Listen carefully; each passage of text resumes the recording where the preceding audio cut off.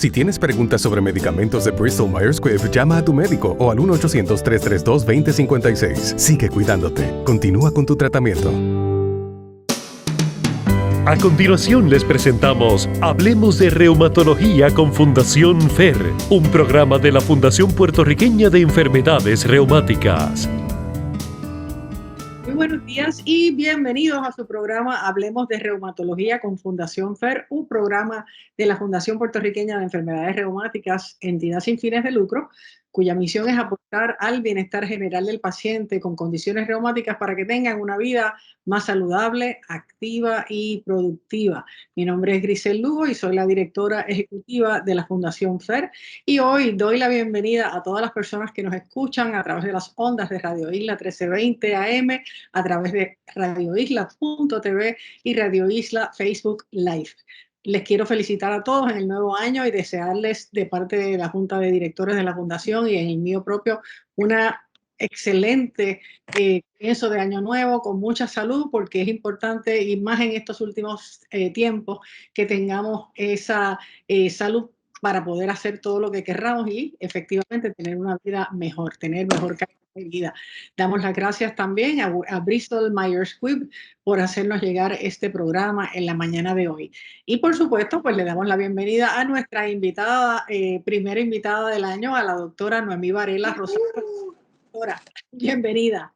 Hola, hola, saludo Grisel y saludo a todos los que nos escuchan, los que nos ven, los que desean estar con nosotros pero no han podido llegar. Saludo a todos y feliz año nuevo. Igualmente, cosas buenas y mucho cariño de parte de nosotros, porque definitivamente necesitamos estar unidos en esta situación, ¿verdad? En la actualidad, más que nunca. Así es que la doctora Varela es vicepresidenta de la Fundación FER y actualmente está con nosotros para hablarnos de una condición que en algunos casos, pues, puede ser desconocida para algunas personas, pero para otros muy común, ¿verdad? Que es la vasculitis, y específicamente vasculitis en pacientes reumáticos. Pero antes de eso, quiero como siempre recordar la persona que nos visita, pues tiene sus méritos, ¿no?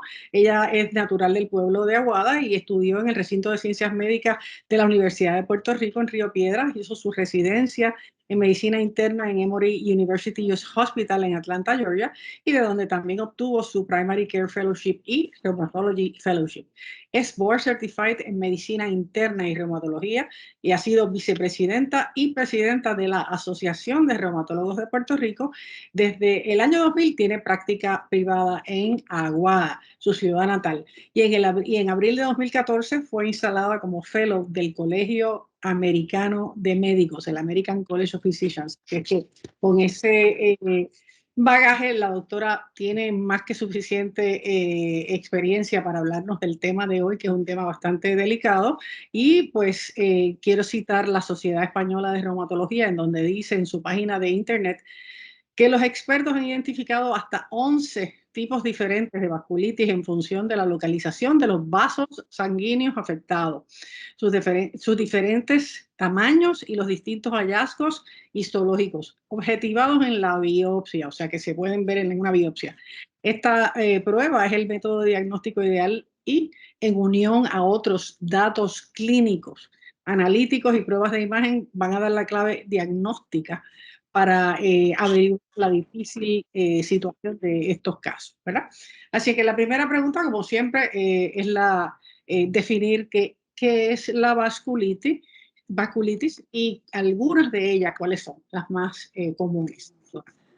Bueno, esto primero les quiero mencionar que es un tema delicado, ¿verdad? Hay muchas formas de vasculitis y puedes tener unas manifestaciones simples o leves hasta manifestaciones que pueden ser potencialmente catastróficas, que ponen en peligro la vida del paciente. O sea que es una condición que tiene muchas diferentes maneras de manifestarse. Ahora, ¿qué es la vasculitis? Básicamente hablando, es la inflamación de los conductos sanguíneos que nosotros llamamos venas y arterias. La mayor parte de las vasculitis están asociadas con inflamación a la pared arterial. Y te dice, ¿con qué se come eso? Pues esto es, les voy a hacer una explicación en arroyo de bichuela, ¿verdad? El corazón bombea la sangre y la bombea a un sistema de riego donde hay tubos grandes y esos tubos grandes salen tubos medianos y de los tubos medianos pequeños y luego los pequeñitos. y eso se interconectan, ¿verdad? Y ese es el sistema vascular.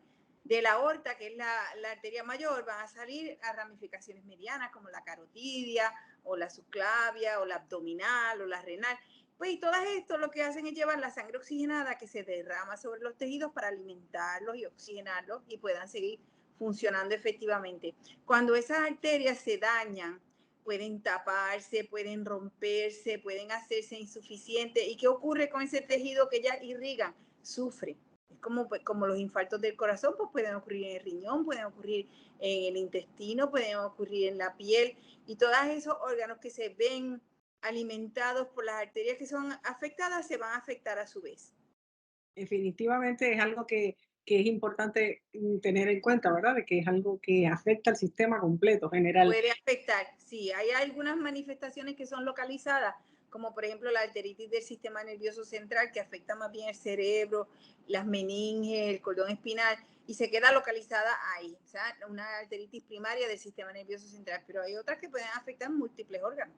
¿Cuáles son las más comunes, doctora? Las más Bueno, conocidas.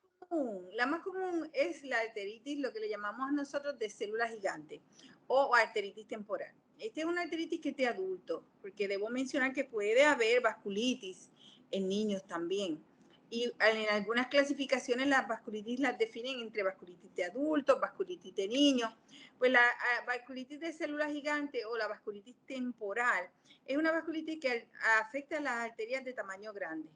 La aorta, las ramas principales de la aorta, que entre ellas están las carotidias, las cerebrales, y por eso llega a la parte temporal, y comúnmente las personas se presentan con una manifestación de dolor intenso en el área temporal, y en algunos casos, como afecta también las arterias que tienen que ver con el masticar, puede darle dolor al masticar, pueden perder la visión de los ojos, pues, y está asociada a las arterias de mayor tamaño. Siempre ocurre en personas de 60 años o más. O sea, que es una vasculitis de personas de edad adulta, ya entrada en la adultez, y mientras más nos alejamos de los 60 años, mayor es la incidencia de este problema. Así es que esa vasculitis es la más frecuente. Es la más frecuente, sí, en adultos, claro está. Sí, estamos hablando de una vasculitis de adultos, pero es la que más frecuentemente ocurre. Y a pesar de que ya hizo mención más o menos de algunos de los órganos, ¿cuáles órganos podrían verse afectados con una vasculitis? Dependiendo, ¿verdad? Yo sé que la contestación es depende de cuál de ellas es. Pues vamos entonces primero a hacer una clasificación para poder entender mejor. Si nosotros tenemos envolvimiento de las arterias grandes, como es la aorta, las ramificaciones de la aorta, pues vamos a tener envolvimiento de órganos que tienen a su vez, pues, arterias grandes que le suplen oxígeno. En el adulto va a ser la arteritis temporal o arteritis de células gigantes, que como ya mencioné puede afectar la aorta, las ramas grandes de la aorta, entre ellas las carotidias, las cerebrales, la oftálmica, que por eso la persona puede perder la vista. Si es de niños, es Takayasus. La arteritis de arteria grande es Takayasus, y esta puede afectar, que me dio riñón, él puede afectarnos el corazón, nos puede afectar cualquier órgano que tenga una irrigación arterial grande se puede ver afectado, y está más común entre niños y adultos jóvenes, porque lo podemos ver hasta los 30 años, pero es mucho más común en los niños. Definitivamente. Ahora, si tenemos la arteria mediana, perdonando que te interrumpe, pues ya entonces vamos a otras condiciones que pueden estar asociadas a envolvimiento de órganos internos, de los músculos, incluso pueden causar infartos en los nervios, las personas pueden tener lo que le llaman foot drop o foot wrist, que se le cae la muñeca no la pueden levantar, o el pie no lo pueden levantar, y es porque esa arteria que alimenta ese nervio, que es de tamaño mediano, se ha visto afectada, se inflamó y se infartó esa área. Si tenemos las de células pequeñas, ahí podemos tener riñón, pulmón, pues muchos órganos vitales envueltos. Hígado también, por ejemplo. Claro, sí, también. Hay hepatitis. Doctora, y ya ha mencionado varias maneras de cómo se manifiesta, pero ¿cuáles serían los síntomas? Ok. Para diagnosticar vasculitis es algo difícil. ¿Por qué es difícil? Porque como puede ser una vasculitis que envuelva distintas áreas del cuerpo, los síntomas que van a ser específicos de esa vasculitis no van a ser iguales. Sin embargo, comúnmente podemos sospechar que una persona tiene vasculitis Cuando ya tiene unos síntomas, lo que llamamos constitucionales, ¿verdad? De estado general de salud, la persona comienza a perder peso, a tener fiebre, a tener mucho dolor. En el caso del envolvimiento de las arterias cerebrales, pues hay confusión, desorientación, convulsiones. Si es el riñón, puede ser sin síntomas porque se va dañando el riñón, pero el cuerpo va compensando. Si es el pulmón, podemos ver una persona con una tos persistente, un esputo con sangre, porque hay una inflamación en las arterias pulmonares, dificultad respiratoria. Pero ya cuando tenemos esa persona que tiene estos síntomas de fiebre de origen desconocido, de pérdida de peso, de malestar generalizado, que ha ido progresando y no se entiende por qué razón, debemos sospechar la vasculitis. Esa es una de las cosas que sospechamos. Eso es algo que, como se mencionó al principio, junto con un análisis general, el aspecto clínico y una evaluación médica y analítica y pruebas de sangre hasta biopsia, ¿no? O sea, que se puede hacer hasta biopsia para bueno, determinar. El diagnóstico definitivo se hace por tejido, o sea, por biopsia. Si tú haces una biopsia, ves la inflamación de ese vaso, ves la penetración de células inflamatorias alrededor de esa arteria y demás, ya tú sabes que hay una vasculitis. Y es lo ideal, es lo que llamo el mundo ideal, pero en muchos casos nosotros no podemos obtener biopsia. Y un ejemplo que es bastante común que sea difícil obtener una biopsia es cuando hay una arteritis del sistema nervioso central, porque requiere una biopsia del cerebro, obviamente del hígado, de las meninges. Si el paciente está extremadamente enfermo, tampoco es aconsejable. Si ha desarrollado aneurismas, por esa razón tampoco es aconsejable. Pues ya ahí nosotros tenemos que utilizar los estudios radiográficos. Por ejemplo, un MRI con angiografía o un CT en el cual se usa tinte para ver dentro de la arteria. Tú puedes identificar una arteria que se ve irregular, que se ve hinchada, que hay un proceso que sugiere inflamación. Y hay algunos hallazgos que son típicos, ¿verdad? Como cuando están asociadas a que se encoge la arteria y parece como si fuera una salchichita y encogí de la próxima salchichita. Pues eso es típico de una arteritis, de una inflamación arterial. Y ya entonces ahí tenemos otra información que no es válida. Tenemos un paciente enfermo, que hemos descartado condiciones como infección u otras condiciones que puedan darnos estas manifestaciones. Tenemos estos hallazgos radiográficos positivos. Y si no es posible obtener biopsia, que es lo ideal, pues entonces comenzamos a dar el tratamiento, porque si se espera, pues el daño al tejido puede ser severo. Esta pregunta que le voy a hacer ahora, doctora, que es una pregunta combinada, son dos preguntas en realidad, la contestación puede ser bien amplia, pero es precisamente el tema de hoy, ¿verdad? Es qué causa la vasculitis y por qué es una comorbilidad de los pacientes reumáticos. Bueno, en muchos casos la vasculitis es inflamatoria, pero aprovecho para decir que hay otras cosas que se llaman vasculopatía, ¿verdad? Que parecen ser vasculitis, pero vienen por otra razón, o puede ser una vasculitis, ¿verdad?, por los hallazgos clínicos, pero vienen por otras causas. Ejemplo de esto, infecciones, hepatitis C, hepatitis B, que pueden causar condiciones. En el caso de hepatitis C, crioglobulinemia, que causa una vasculitis que te da un rash, te puede afectar el sistema nervioso de las extremidades inferiores y muchas otras cosas más, ¿verdad? La hepatitis B con una condición conocida como poliarteritis nodosa, que te pueden dar aneurisma.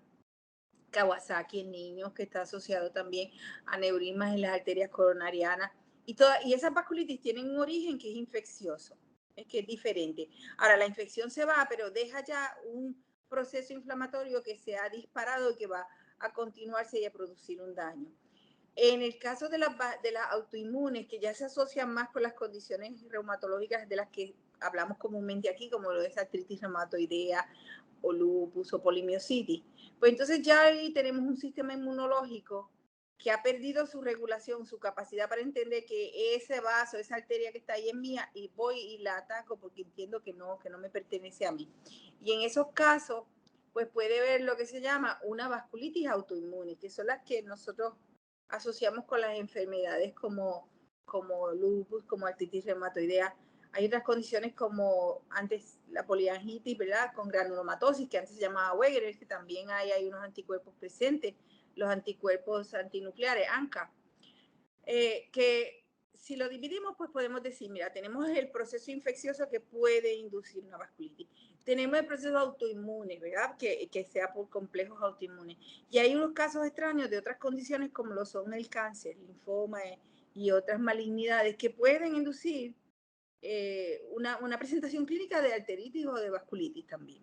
Así es que no es solamente asociado a condiciones autoinmunes, puede haber otros orígenes para Claro. que ocurra una vasculitis, ¿verdad? Claro, y en la evaluación del paciente hay que descartar esas otras etiologías, esas otras posibilidades. Y mientras estábamos, antes de comenzar la grabación, hablábamos de cosas que pueden que a veces los pacientes tener o hacer que pueden afectar y que de verdad están asociados a la vasculitis. Y la doctora me decía que muchas personas no lo aceptan de esa manera, como por ejemplo fumar. Pues hay una condición que se llama enfermedad de Berger's, como hamburgers, ¿verdad? Pero Berger's sin el ham. La enfermedad de Berger's es una vasculopatía en la cual las personas sufren espasmos severos de las arterias que van a los dedos y de las manos y de los pies, a los pijitos, ¿verdad? Y estas personas pueden tener gangrena y perder parte de las extremidades. Es una cosa impresionantísima verlo y está asociado al cigarrillo. Y la cura o la contención de la condición es abandonar el cigarrillo. Y en mi práctica yo he tenido pacientes que han visto 3, 4, 5 porque no quieren aceptar que el problema es el cigarrillo y están decididos que hay otra explicación para su condición que no es el dejar de fumar. Pues sí, hay cosas en nuestro estilo de vida que van a causar reacciones en el cuerpo que pueden parecer o semejar o causar daño severo, como lo es esa vasculopatía de Berger's, de enfermedad de Berger's. Doctora, y antes de que continuemos, quiero a las personas que posiblemente se han integrado al programa recientemente, estamos conversando en la mañana de hoy, nuestro primer programa del año, con la doctora Noemí Varela Rosario, reumatóloga, vicepresidente de la Fundación FER, y estamos conversando sobre los diferentes tipos de vasculitis y los más comunes en los pacientes reumáticos. Este programa, ustedes saben que después que terminemos, se queda en la página de Facebook de la Fundación. También va a estar desde el lunes en adelante en la página, en nuestro canal de YouTube y en la página web www.fundacionfer.org, en donde están todos los programas y todas las posibles informaciones que requiera, que usted necesite saber sobre las diferentes condiciones reumáticas y que hemos hecho a lo largo de los últimos ya 5 años que llevamos haciendo este programa. Así es que en confianza lo pueden buscar, www.fundacionfer.org, y ahí tienen una información fidedigna, científica, que pueden estar seguros de que le va a contestar muchas preguntas, ¿verdad? Doctora, mi próxima pregunta tiene que ver con ¿cómo se trata? ¿Cuál es el tratamiento para la vasculitis? ¿Qué tratamientos existen, si alguno? Si es una vasculitis inflamatoria, vamos a hacer esa salvedad, porque ya dijimos que Berger's disease puede dejar de fumar, las que están asociadas con hepatitis tienen otras implicaciones, pero la vasculitis que es inflamatoria, el tratamiento es básicamente la combinación de prednisona o esteroides por boca, ya sea Medrol, Solumedrol, prednisona, con medicamentos que son inmunosupresores. Y ese inmunosupresor quiere decir un medicamento que baja esa reacción exagerada que tiene el cuerpo cuando se está atacando a sí mismo. Ejemplo de eso son medicamentos como rituximab, que es un suero, y se usa con mucha efectividad en algunos tipos de estas vasculitis, como lo es la enfermedad de Wegener's o granulomatosis, ¿verdad? Poliangitis y granulomatosis.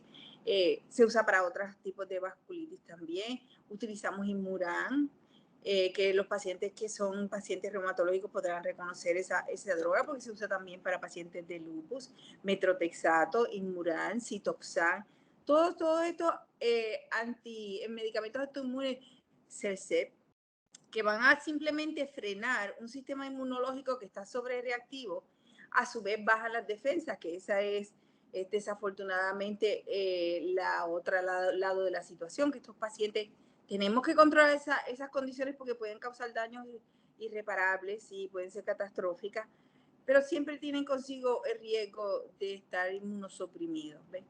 Pero estos medicamentos pueden ser muy efectivos. Hay otras modalidades que se pueden usar dependiendo ya en casos de ciertas vasculitis en específico. Pero en términos generales, esos 5 medicamentos son los que comúnmente se utilizan para tratar vasculitis. Palabras que hay una alternativa, ¿verdad?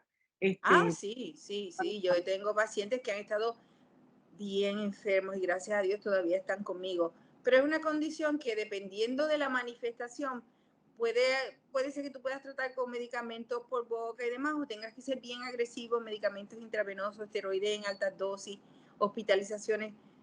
Va a variar de qué es lo que se inflama y cuán inflamado está. Bueno, y doctora, por ejemplo, estamos nuevamente conversando sobre las vasculitis del sistema autoinmune o inflamatorio. ¿Cómo se pueden prevenir? Si se pueden prevenir. ¿Se pueden prevenir? ¿O no? Esta pregunta es complicada porque en la mayor parte de los casos son una manifestación que es la extensión de la enfermedad. Habiendo dicho esto, tengo que decir que un paciente que es cumplidor se mantiene bajo el cuidado de su médico, se está supervisando con regularidad, que sabemos que esa enfermedad está bien controlada, tiene menos probabilidades de tener complicaciones. El ejemplo de pacientes de artritis reumatoidea, que casi siempre las vasculitis en pacientes de artritis reumatoidea son pacientes que están severamente enfermos con una enfermedad bien activa. Realmente con lo que nosotros tenemos ahora para ofrecer, esas son las excepciones. Sí hay pacientes que, digo yo, tienen enfermedades rabiosas que no importa lo que tú utilices, se resisten a someterse, pero la mayor parte del paciente puede estar bien controlado con tratamiento, siguiendo un estilo de vida saludable. Mira, no podemos estar fumando, comiendo alimentos chatarra, no durmiendo bien, no hidratándonos bien, o sea que tenemos un cuerpo que está llevando una batalla contra su sistema de defensa, y eso es una batalla campal y fuerte, porque el sistema de defensa envuelve todo tu cuerpo, ¿verdad? Es complejo, tiene múltiples ramificaciones, tú cierras el paso por aquí y se escapa por allá. Entonces, si tenemos un paciente que tiene esa guerra contra esa enfermedad o esa condición y a su vez se descuida, tiene una salud general pobre, está obeso, come chatarra, no duerme bien, no se hidrata bien, se toma las medicinas cuando se acuerda, pues ahí tenemos un problema. Ahora que yo te puedo decir que yo te puedo dar estas 5 cosas que tú hagas para prevenir. No, hay medicamentos que no sabemos que al usarlos nos disminuyen la frecuencia de ciertas condiciones. Un ejemplo de ellos es Plaquenil, ¿verdad? En pacientes de lupus. Pero yo no te puedo decir que tú te tomas Plaquenil y nunca vas a tener ese problema. Tienes menor probabilidad.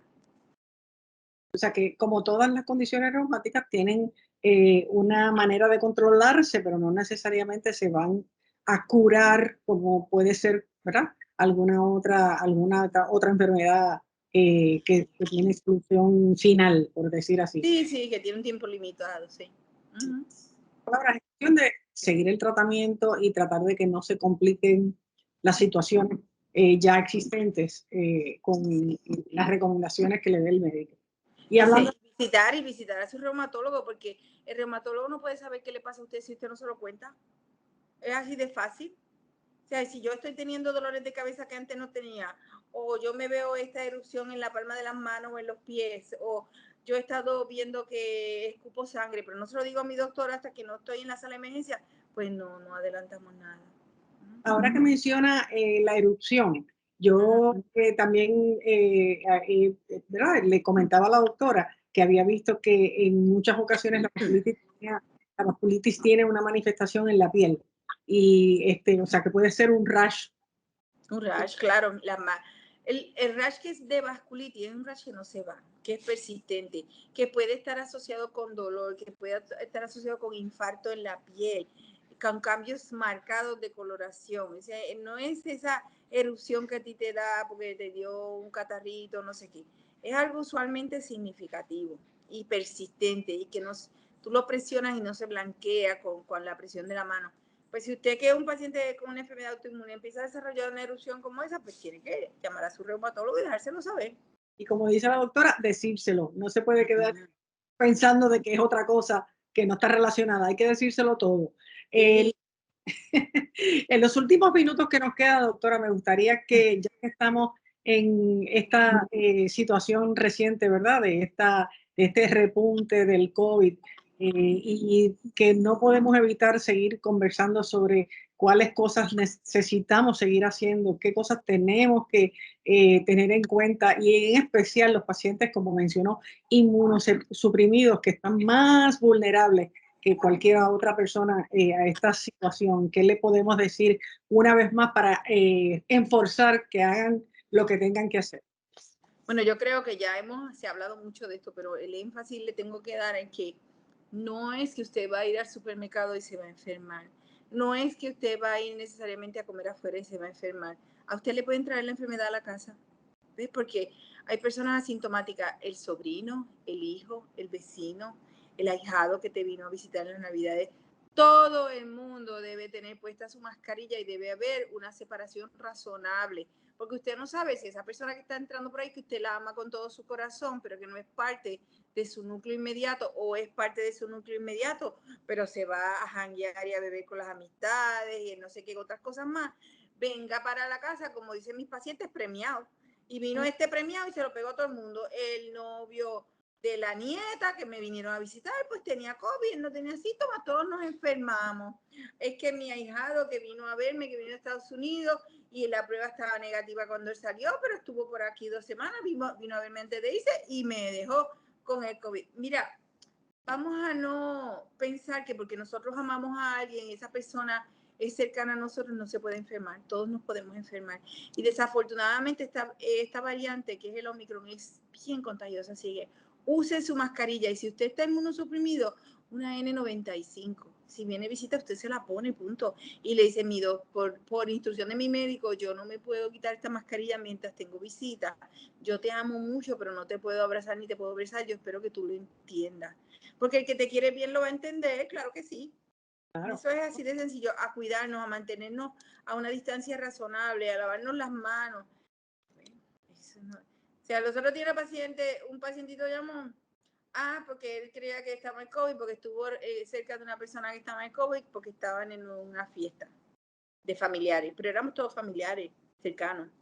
Pues bien, como dice mi papá, que tiene 94 años, con que uno de esos tenga la cosa esa, se chavó todo el mundo.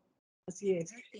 Y básicamente no podemos predecir, ¿verdad? A quién le va a dar o a quién no le va a dar, quién está más expuesto. Así que realmente es cuestión de tener el sentido común siempre activo y tratar de continuar haciendo lo que se supone que tengamos que hacer, que bueno, mascarilla, lavado de manos, distanciamiento.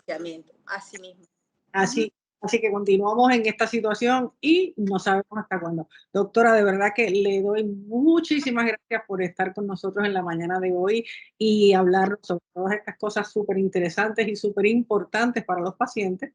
Espero que vuelva pronto. También damos las gracias a Bristol Myers Squibb por traer el programa en la mañana de hoy y les exhortamos a todos que nos vuelvan a sintonizar el próximo sábado a las 8:30 en Hablemos de Reumatología con Fundación FER.